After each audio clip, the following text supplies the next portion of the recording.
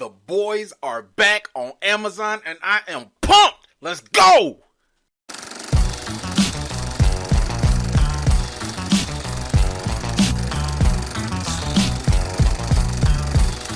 Spoiler alert. This video will contain spoilers for season 2 of The Boys. What's up, everybody? It's me, E-Man from E-Man's Movie Reviews.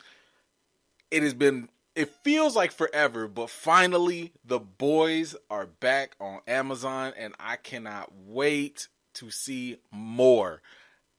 I am happy that Amazon has dropped like the first 3 episodes all at once because, you know, there were some like slow parts, you know, like in the first episode and some even in the second one, you know, but like what I liked about it was the fact that like combined all 3 made for a really good big episode, right? And it was just such a good way to like reintroduce us to the characters, you know, set up a little bit of the story and then leave us with like a climactic, you know, cliffhanger, which, oh my gosh, we gonna talk about that too.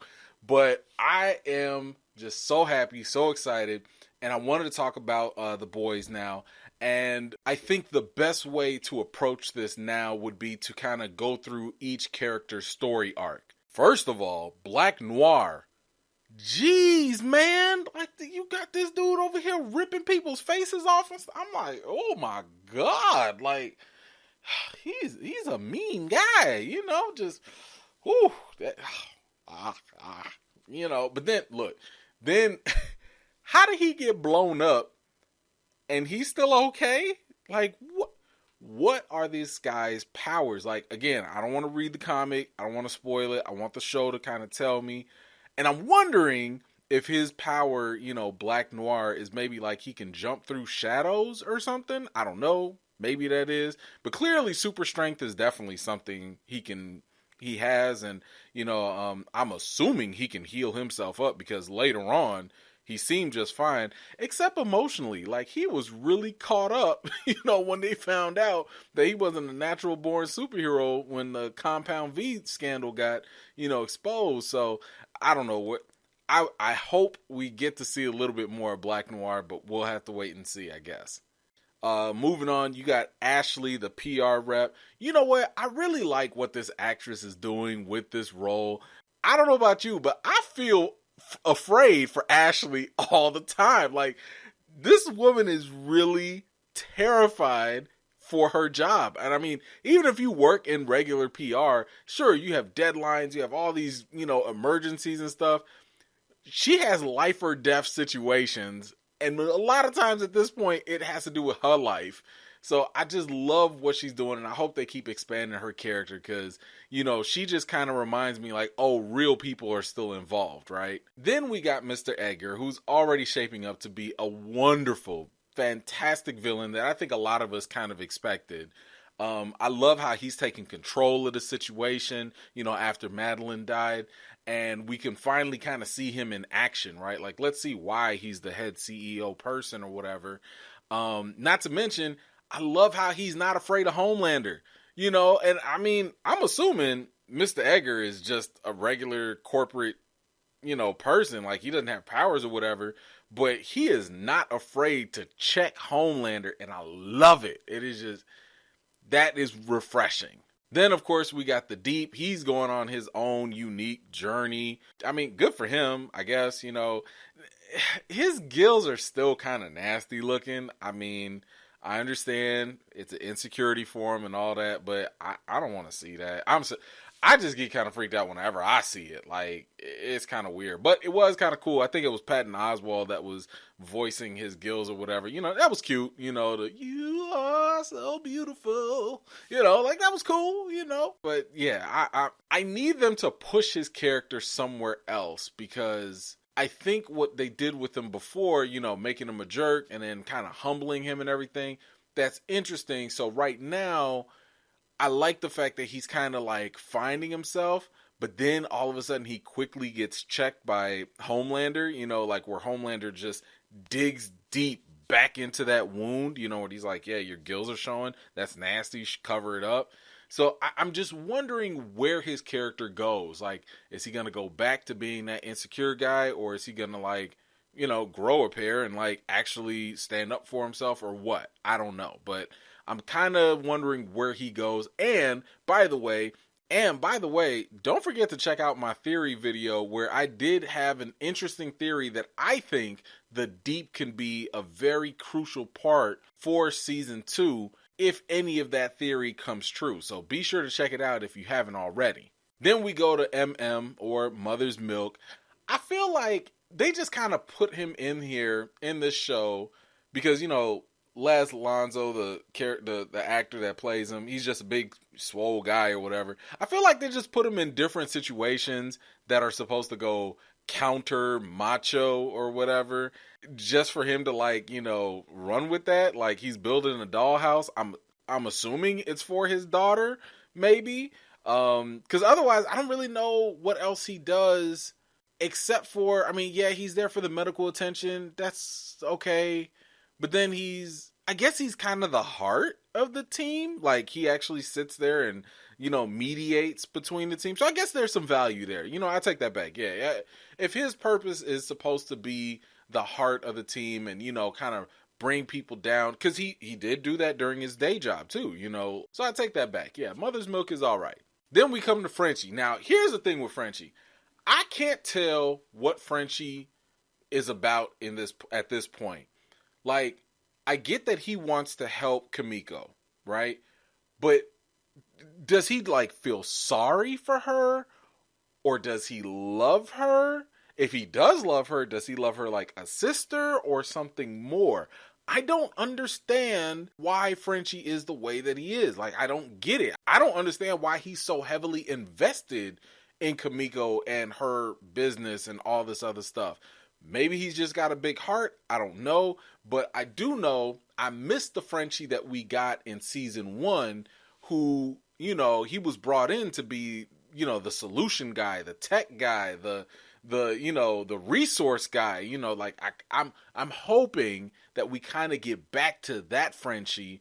Because I just thought he was pretty cool, just the way he would come up with different ideas and, try and figure out issues and stuff. Now, to his credit, he did hook them up with like these drug dealer, smuggler people to give him a hideout.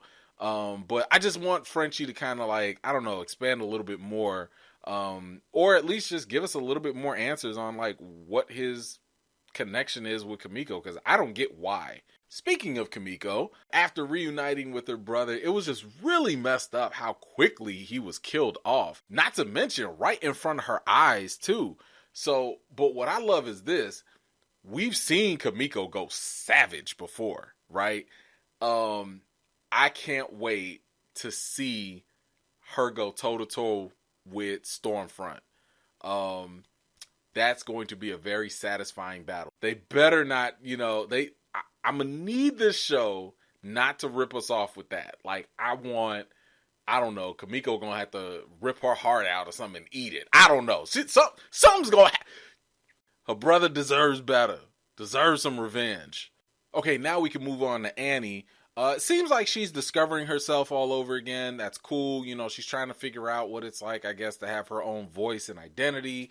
In season 1, she was really feeling things out, I think, on accident. Like, she was, accidentally, growing as a person, and as a hero. But now with Stormfront in the picture, I'm wondering if, because Stormfront is very confident in herself, right? And you kind of already see Annie like looking up to her in some ways. And I wonder if this is going to be like a negative influence for Annie. Because I think that would be kind of interesting, right? Like, you have this, cookie cutter, goody two shoes Annie. Then you have like this, rebel whatever in Stormfront. I wonder if Stormfront is going to corrupt Annie in some sense. I think that'll be kind of cool. And hey, kudos to Annie and Huey for exposing the Compound V. I really like how Annie, did what was needed. She did whatever it took, including blackmailing people. Like, she's starting to become just as bad and ruthless as Billy and the team.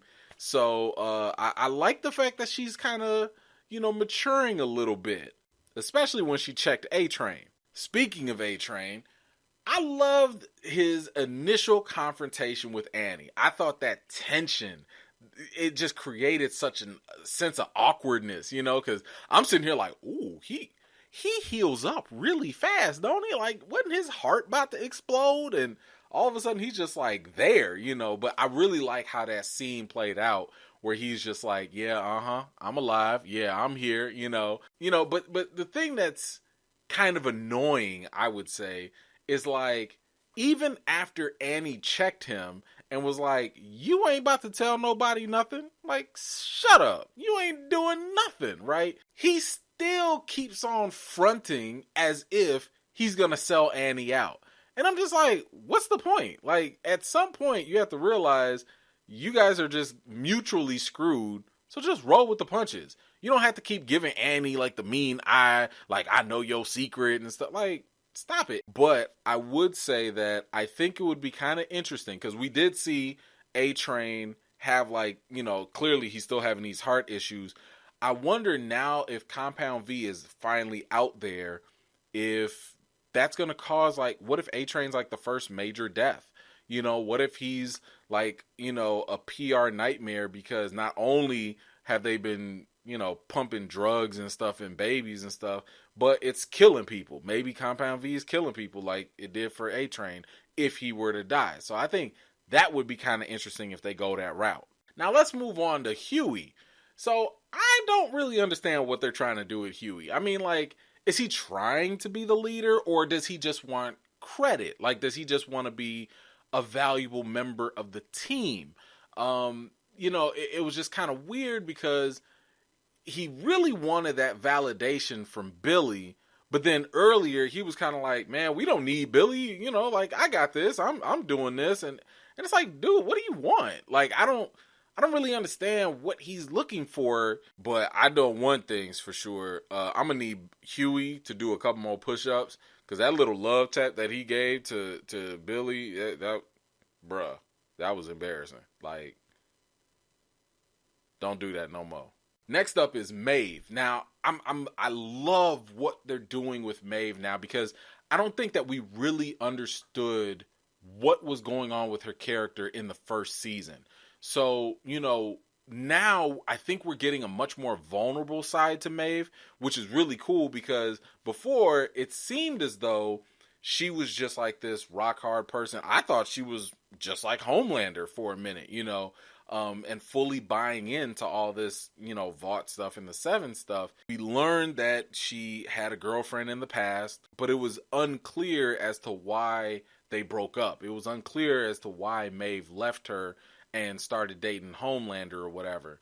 The assumption that I had, at least, was maybe it was for fame. Maybe, just for being a superhero or whatever. Who knew? But then there was the thought that maybe Maeve was just in the closet, with her sexuality. But lo and behold, she acted the way she did out of genuine love and concern for her former partner. And I love that. I was like, yo, way to flip my assumptions against me. Subvert my expectations. Because it just shows how caring Maeve really is as a person. But it also shows how evil and dangerous Homelander is. I mean, he split a dude in half because he sat next to Maeve at a show. My gosh. Like, dude has got some issues. And we gonna get to that too.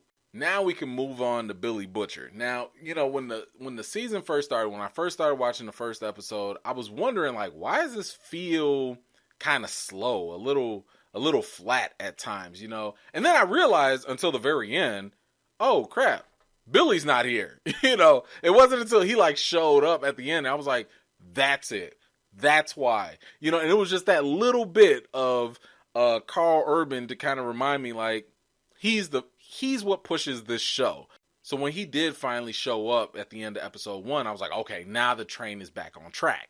But now that Billy's back, we still need to figure out why he's even alive at all. Like, I'm still wondering if Homelander brought him to Becca's house just to taunt him.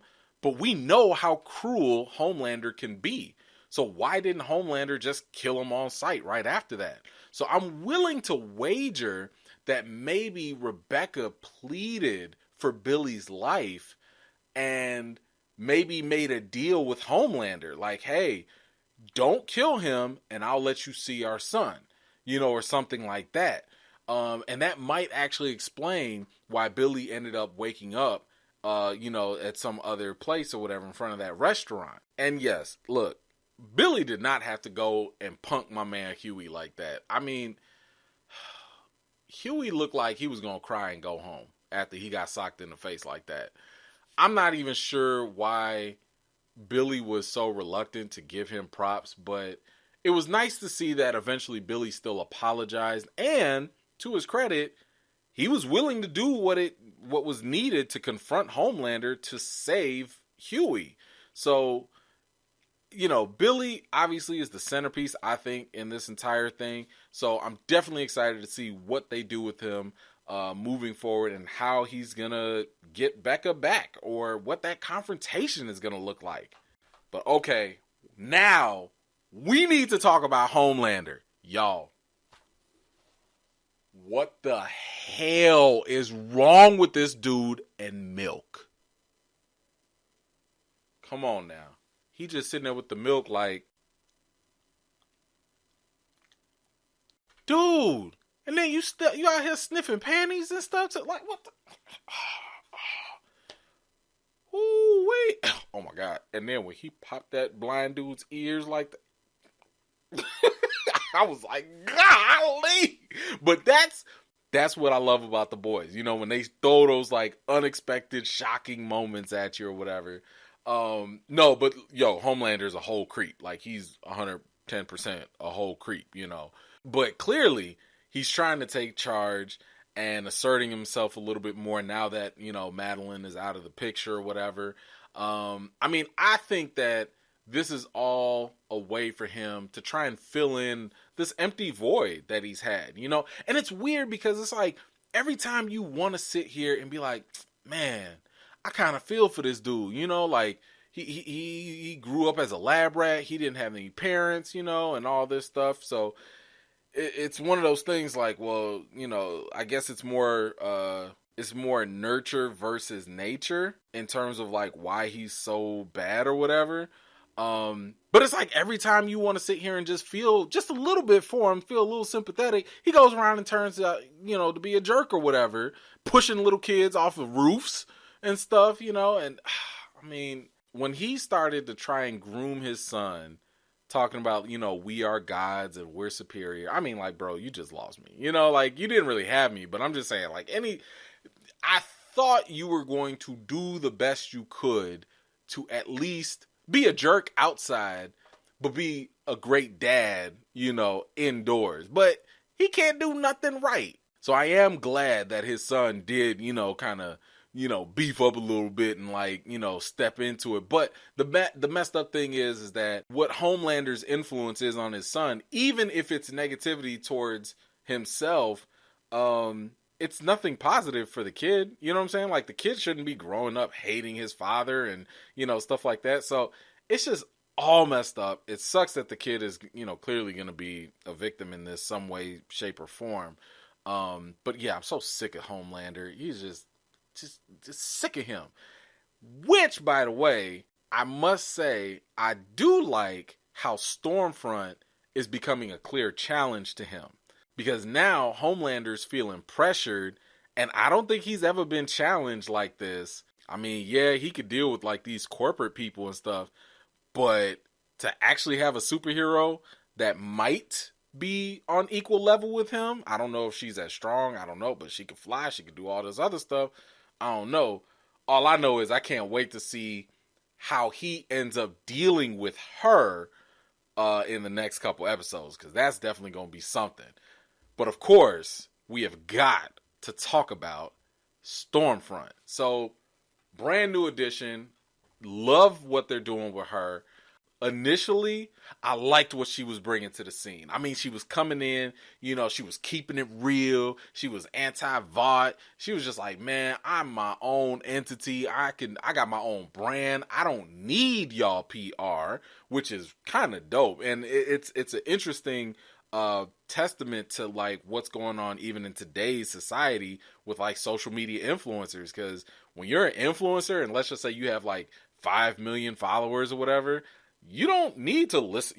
You are the boss. You know what I'm saying? Like, you have what everybody else wants, and Stormfront knows that, and she is leveraging that, and I love that aspect of her character. However, she is also a perfect example of when keeping it too real goes wrong. Right now, she is my favorite character to hate. That racist wench. Just, ugh.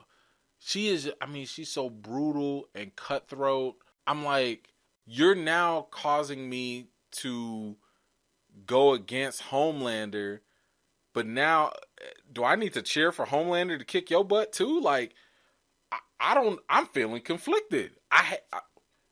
Is there a way, like, they can fight at the end somewhere? Like, is Homelander going to go against her?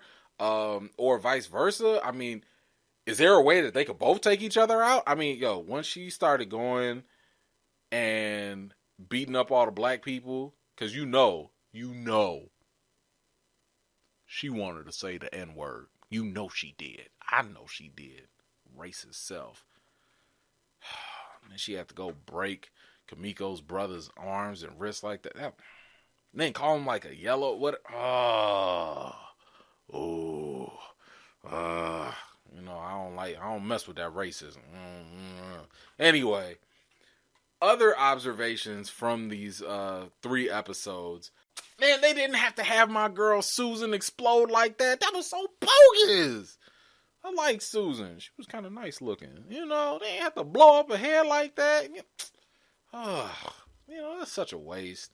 And have y'all been noticing the flies? Have y'all been hearing the flies and the buzzing? Because I think it was episode 4 in season 1 when they were in the train station trying to hunt down Kamiko. There was a fly just randomly buzzing around. And then there was another one in this episode too. I forget the time marker, but if you listen for it, you hear the buzzing or whatever. I didn't want to look into it too much. I know that there were fan theories out there about the fly. Like, some people were saying that maybe it's Vought, like, tracking them down, but I don't think that makes too much sense, because Vought would just like take them out. Like, why would they just listen and not do nothing?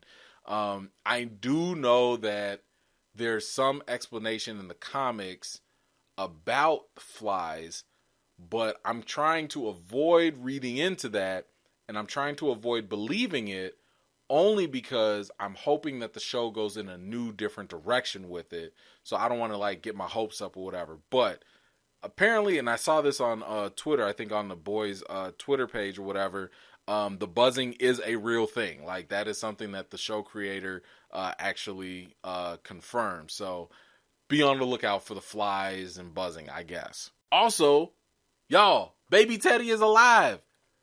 Now, did Homelander save Baby Teddy? I kind of don't think he did. I kind of think that, and I said this in my theory video, which you should check out, I think Baby Teddy is a compound V baby.